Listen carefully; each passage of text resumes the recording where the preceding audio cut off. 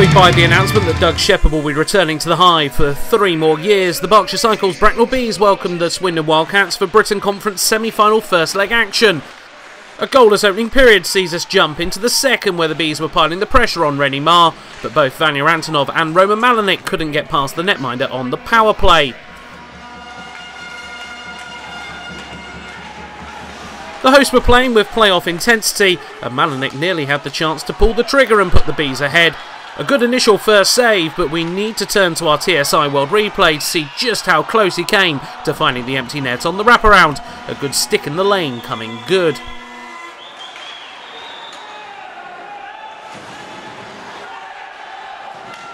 However, the Bees weren't to be denied soon after, Aidan Doughty sensing an opportunity when he got left with some open space.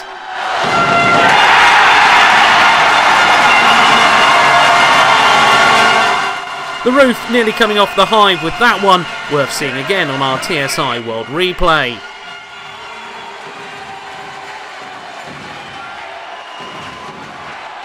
But the Wildcats aren't league champions for nothing and soon took advantage on a power play of their own when Jonas Hoog managed to disappear from the defence's vision before appearing out of nowhere to gobble up an opportunity.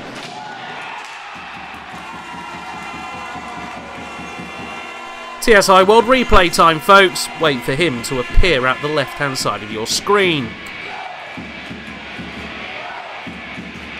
And before the period was out, the Wildcats would move into the lead. Chris Jones collecting the puck on the blue line, and although it wasn't the fastest shot you've ever seen, it was still enough to float through the screen and into the net for a second period lead.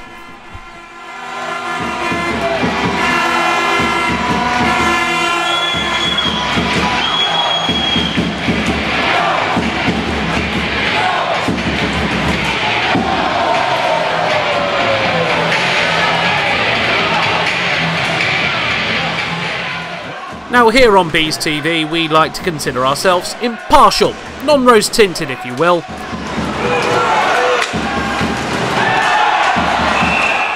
Certain correspondents may have been talking about NIHL refereeing rather than Brexit recently on Newsnight, but we on Bees TV could not comment.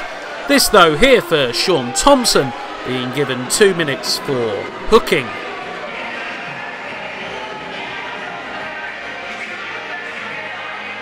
Right. We'll get back to that in a minute, because before any more head scratching could occur, the Bees brought themselves level on the night.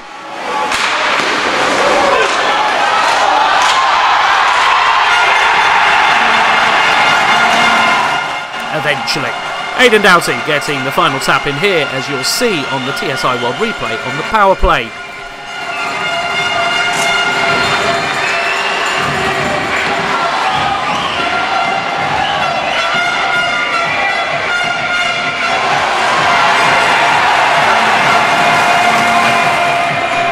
Now on to the main talking point of the night, which was the Bees' disallowed goal, which would have given them a 3-2 lead. We'll play the goalmouth scramble in full speed from the main camera at first.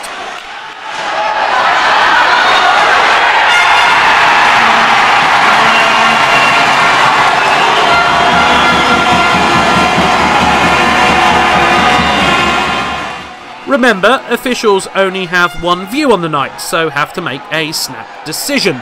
The decision made was that the goal would be disallowed, as the goal itself was off its moorings.